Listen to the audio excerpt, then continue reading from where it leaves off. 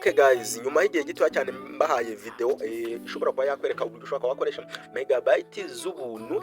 Iyo application rero yavugaga yuko igomba kurangiza umwaka wa 2025 nk'uko urimo kubibona ku bantu bari basanzwe bayifite. Urabibona neza cyane hano ndiko ari kuri application nyirizina, aho uyifungurira uyiconnectira kugira ngo ubashe kuba wakoresha mega z'ubuntu. Gusa byabaye ikibazo cyane kuba abantu benshi bari bamaze kwibagirwa kugura megabyte, bari basanzwe bikoreshereza izi megabyte z'ubuntu, andi mafaranga akaba bayashyira mu bindi bintu runaka. Gusa rero nuze kugira ikibazo nubwo byagenze gutyo, ariko giye kukwereka uburyo uri buze kubyimura noneho igakorera 2026 noneho ukagumya kuyikoresha nk'ibisanzwe, ukava mu mwaka wa 2025 ukinjira muri uyu mwaka wa 2026.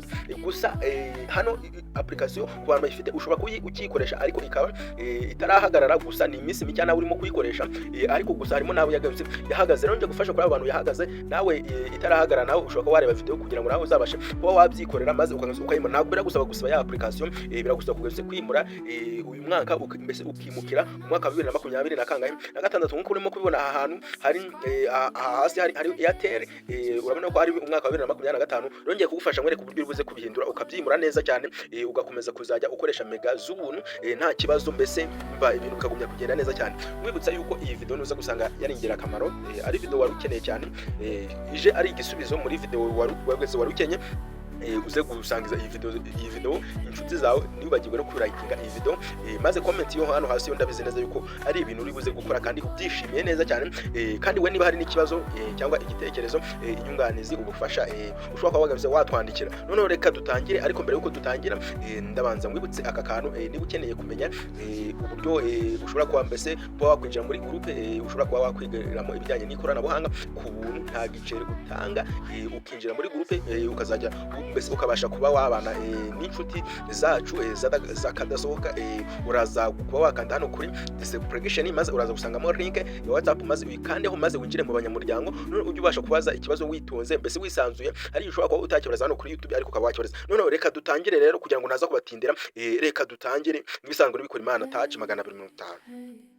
Okay guys, ibyacu rero nabyo gutinda, turaza hano kuri ya application yacu. None bari kumbwira ngo updating, ariko ntabwo ndi bubikore kugira ngo video itaza kuba ndende.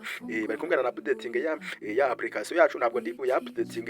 Ndaza muri kuri kano kamenyetso ko gukuramo kano hejuru, maze nze nkande hano hasi nk'ibisanzwe nk'uko tuba dusanzwe tubikoresha. Hano rero ikintu uri buze gukora, uraza uze hano uri kubona ikirango cya WhatsApp, urakora kuri aka kantu ko hirya ko ku ruhande, ni kuraza gukuraho maze ushake iyi application mbese yari isanzwe mo yari iyi ngiyi gutya 2025 gace n'inkanda hano hagati. Urabona ko application yacu iragumya gukora neza cyane. Ushobora kuba uri kubikora nibyemere, ibi aba ari byo kwamamaza bino bikuragamo. Urabona yuko twebwe irimo irakora, ariko harimo ndabizi neza ko harimo abo itari gukora.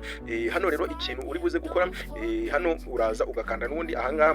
Hano n'ubundi twa dukanze, ukaza ukakanda neza cyane witonze, nta bindi bintu ubaje kuba wagase wahindura. Ku bantu babizi neza cyane gutya application yacu biri gukora megabyte gutya, nicyo kikubwira ko ibiri gukora. Hano reka ngifunge maze nkwereke uburyo uri bukore niba bitari gukunda. Uraza ahangaha gutya kuri ka kantu n'ubundi ahanditse ngo Rwanda Airtel Free 2025, maze uze umanuke aha hasi, ushake iyi vision ngiye kwa nakwereka. Iyi niyo uri buze kuba wakoresha, kanze nyikwereke iri aha hasi cyane. Iyi ngiyi reka nze nyandika hano ku ruhande yanditseho NEW 2026 NEW inshuro ebyiri. Ahangaha nk'uko urimo kubibona aha hasi, ndabizi neza ko urimo kuhabona. Ahangaha reka nze nanditse ahangaha ku ruhande kugira ngo ubashe kuba wahitamo neza cyane. Iyi ngiyi niyo uri buze kuba wagase wahitamo, urahita uhitamo. Mbese ni ibintu byoroshye cyane. Uraza uhitamo gutya, nurangiza uzi kandi hano handitse star, uraza ukande hano handitse star, uraza ugase uhakande gutya. Ukimara kuba wahisemo, nta bindi bintu uba wagase gukora. Nk'uko urimo kubibona, urabona ko vision yahindutse cyashya. Hejuru haba handitse ngo Confi Vision, mbere haba hari 9 n'ibice 51, ariko hano urabona ko habuno hari 10 n'ibice 26. Uraza ukora hano handitse star, maze stop, maze ihinduke gutya cyane. Gutya tayari application yacu yatangiye kuba yakora neza cyane. Nawe nubikuhita ubyimurira ahangaha gutya 2026. Gusa ndaza kukwibutsa neza cyane, nibi ngibi ngenda gira mbereke kujya neza kubatindira. Nuko uri buze kuba wabihindura, ukabasha kwa nawe wagumye gukoresha VPN, ukoresha mega z'ubuntu. Gusa niba hari ikibazo wagize, hari igitekerezo, inyunganizi, ikintu ukeneye ko twazagufasha, twandikira hano hasi muri comment. Ushobora kuba ufite ikintu mbese wumva kiri ku mutima wawe, umva watubaza watubwira, nta kibazo twandikira hasi muri comment.